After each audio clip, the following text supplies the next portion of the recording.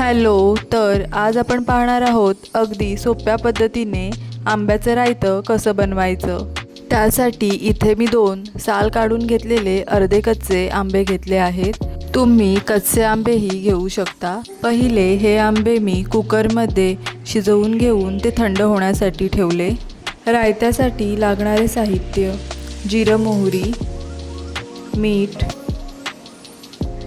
हिंग, लाल तिखट, हळद, कढीपत्ता, थोडंसं गूळ। इथे मी आंब्याचा गर काढून तो चांगला स्मॅश करून घेतला।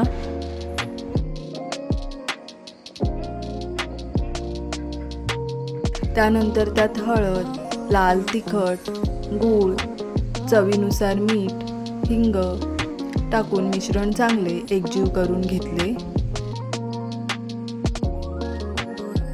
आता फोडणीसाठी एका भांड्यात तेल गरम करून त्यात जिरं, मोहरी आणि कढीपत्ता टाकला।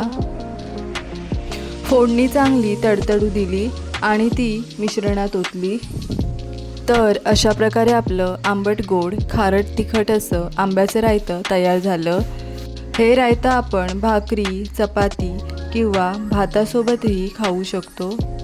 व्हिडिओ आवडल्यास लाईक, शेअर आणि सबस्क्राईब करा। Thank you.